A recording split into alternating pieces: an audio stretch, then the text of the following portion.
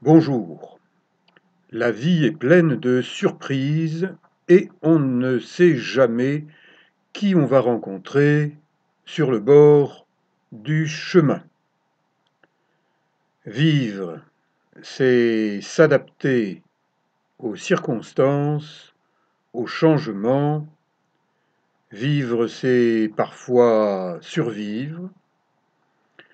Et pour mieux vivre, autant être guidé par quelqu'un dont c'est le métier, un accompagnateur en moyenne montagne. La Corse, le gnôle, eh bien, ça n'est pas toujours le plein été, le farniente. C'est aussi l'hiver, la glace qui emprisonne momentanément le temps d'une saison, la vie, les plantes. Ici, des pins endémiques à la Corse, des pins Lariccio. De bonne heure, le jour se lève sur la chaîne du mont Cinto, qui se reflète dans un barrage. Les montagnes se dressent fièrement dans le ciel, et moi, je m'équipe. En tant que kinésithérapeute, je connais les risques de se tordre les pieds sur certains chemins, et je m'équipe, et s'équiper, c'est aussi bien déjeuner avant de partir. Je vous suggère de comparer cette vidéo présente avec celle que j'ai tournée au même endroit à Noël par ce que j'appelle un temps de mac-rond, c'est-à-dire un temps de cochon parisien. C'est pas la catastrophe. On survit à un temps de mac-rond. Mais vraiment, si on pouvait s'en passer, ce serait mieux. Et ben voilà, je suis venu par là en ne voyant pas grand-chose, partant de Macron, et j'y reviens, un jour de grand beau temps hivernal, un peu froid, mais il faut être bien équipé, bien chaussé, bien habillé, et suivre son accompagnateur, son guide, sur le chemin le plus sécuritaire possible, en ayant toujours présent à l'esprit qu'en montagne, on court des risques propres à la montagne. Chaque fois que je vais en montagne, j'apprends quelque chose de nouveau. Ça fait une cinquantaine d'années que j'apprends à découvrir la montagne et je n'ai pas fini de la découvrir. Ceux qui, assis sur leur bureau en rond de cuir, prétendent tout savoir, être inspirés par Dieu, par Jupiter, je crois qu'ils se trompent, ils ne sont pas en contact avec la nature. Tiens, MA et MA ont fini de petit déjeuner et ils se suivent. Ceux-là sortent de leur bureau et c'est bien, ils sont en contact avec la vraie vie, avec la nature. Et attention, la glace, ça glisse et on risque de se faire très mal à plat sur de la glace si on ne fait pas attention. Donc la règle absolue quand on randonne en montagne, surtout en hiver avec neige et glace, c'est d'être sur ses gardes, d'être sur le qui-vive, d'être au milieu d'une belle nature, mais d'une nature qui présente des dangers bien réels. Et pour découvrir ces dangers avant qu'ils ne vous tombent dessus, il importe d'avoir les yeux grands ouverts, d'avoir nos 5 sens en activité. Et à ce moment-là, on voit plus de choses que si on se contente de marcher pour marcher au chronomètre ou au kilomètre. On observe des traces d'animaux sauvages. On se dit, tiens, ils sont allés par là peut-être pour ça. Ensuite, ils ont changé de direction. On regarde très près de soi. On regarde à moyenne distance. On regarde à plus longue distance. On essaye, en tant que citadin en vacances en montagne, de mieux s'imprégner de la montagne. Et lorsqu'on le fait en des lieux où il passe peu de monde, il y a fort peu de risques de rencontrer monsieur ou madame Covid.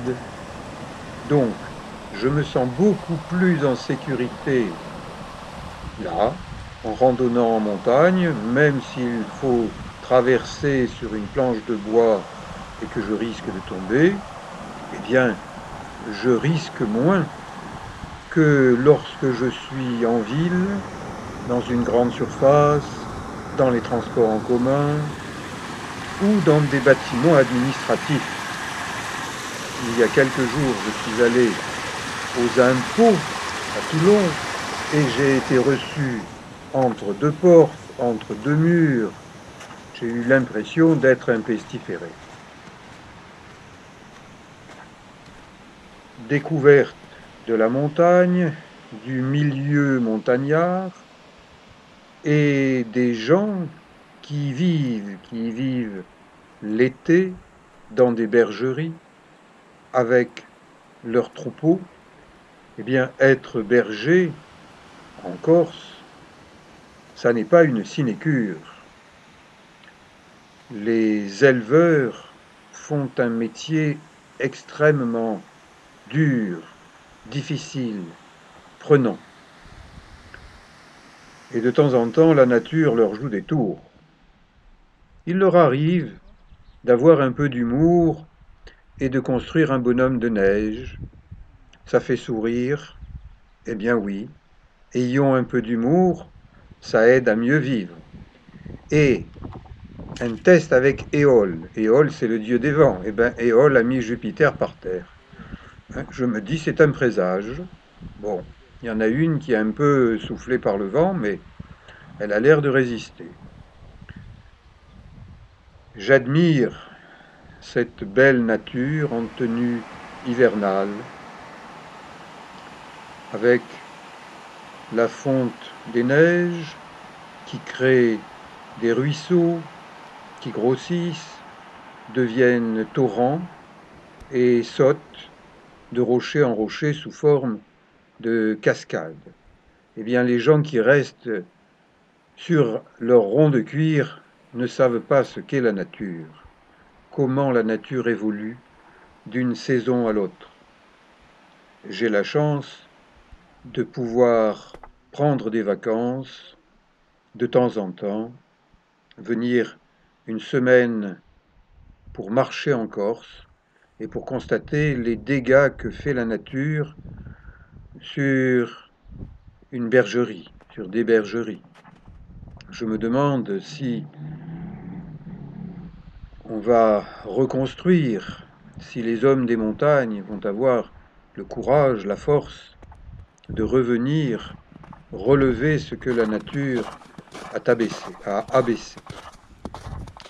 Je marche sur une neige dure, mais attention, il y a un endroit où il ne faut pas aller trop loin, dépasser la ligne limite.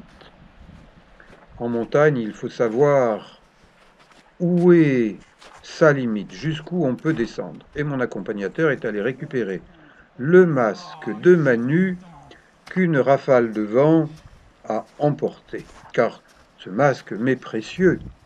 Il me permet de mieux penser. Quand je le mets derrière moi, eh bien, c'est comme si quelqu'un surveillait derrière moi, que le Yéti ou bien monsieur ou madame Covid ne s'approche pas trop. Donc, je randonne en vacances avec un peu d'humour. Si certains le prennent mal, qu'ils aillent chez un psy, ils ont besoin de conseils. Ça n'est pas une tombe, un tombeau de montagne, c'est un cairn.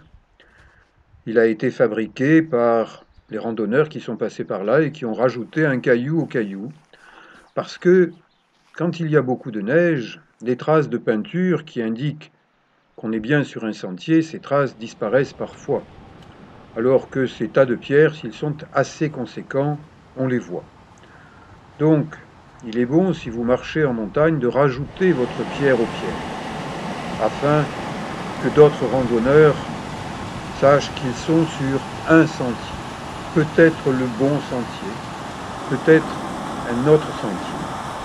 Là, nous sommes sur une passerelle qui enjambe le Golo, la rivière la plus longue de Corse.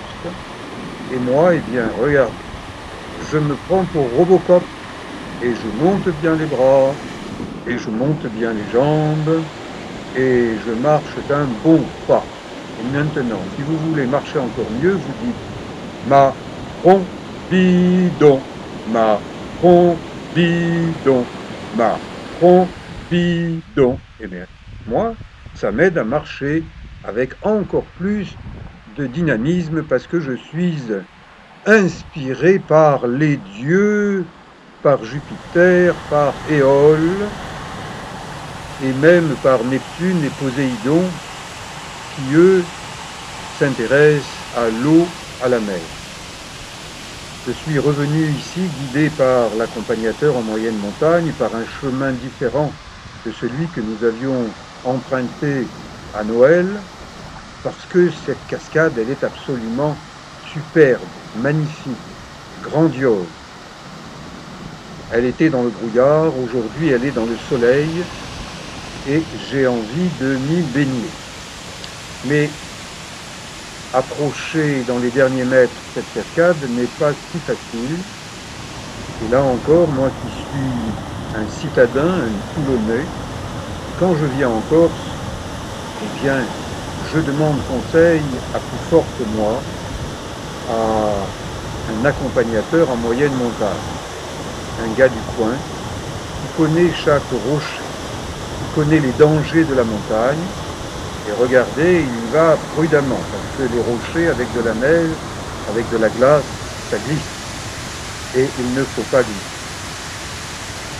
Cette cascade, j'ai envie de m'y baigner. Je suis venu pour ça. Je me déséquipe par rapport à la neige et je vais m'équiper par rapport à la baignade. On ne se jette pas à l'eau n'importe comment en hiver dans une cascade avec une eau de fonte de neige qui est à 2 degrés. Et si vous avez suivi mes précédentes vidéos, il y en a une qui s'appelle Naturisme hivernal en Corse. Je me suis baigné dans une eau à 2 degrés, mais j'ai marché un peu trop longtemps. Je me suis gelé les pieds. Je ne veux pas renouveler la même erreur, donc cette fois-ci, je fais plus attention encore. Chaque expérience vient s'ajouter aux expériences précédentes. Et là, je fais une fois de plus cet exercice que j'ai inventé lorsque j'avais une vingtaine d'années et que je me baignais en mer, côté de Toulon, où l'eau a une douzaine de degrés en hiver, et fraîche. Et là, elle a 2 degrés seulement. Donc là, elle est froide. Et dehors, l'effet vent, ben, ça fait froid aussi. Donc, je fais cet exercice, je le fais plusieurs fois. J'ai 70 ans, je suis un masseur kinésithérapeute, toujours en activité, professeur de culture physique, je m'entraîne pour moi, et prof de culture physique, masseur kinésithérapeute, ce sont des professions proches, complémentaires. Je descends prudemment. J'ai gardé mes chaussures de montagne.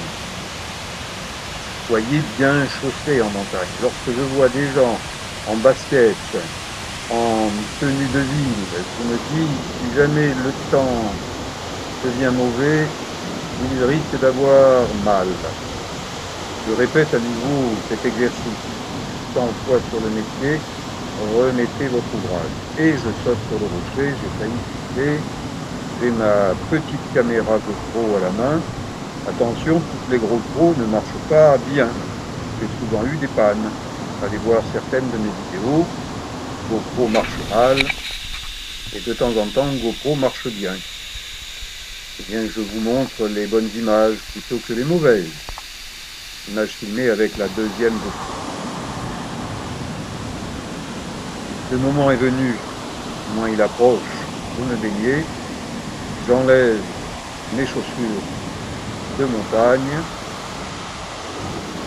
et je m'approche prudemment. Les rochers sont glacés et le froid passe immédiatement par les pieds qui sont de très bons transmetteurs de ce qui se passe. J'ai les jambes dans l'eau, j'ai les bijoux de famille dans l'eau, ça fait frais, ça fait froid, mais je veux aller voir de plus près cette cascade. Il y a un souffle puissant, le courant lui-même est puissant, et là, eh bien, le courant me bloque. Inutile d'aller plus loin, la cascade risquerait de m'attirer par le fond, donc j'ai pris un peu plus d'air, j'ai stimulé mon organisme. Je pense que se tremper pendant un temps bref dans de l'eau froide, c'est excellent pour le corps. Maintenant, les sportifs le pratiquent, on appelle ça de la cryothérapie.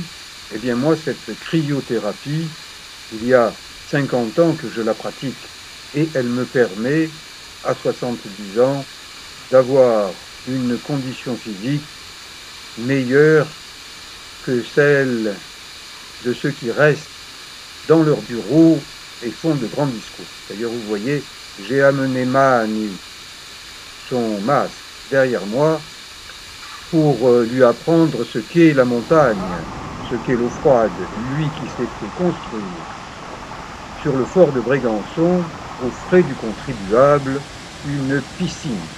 Alors qu'il a la mer, la plage, eh bien il s'est fait construire une piscine. Donc est-ce que Manu Macron serait capable de se baigner dans cette cascade corse avec une eau à 2 degrés?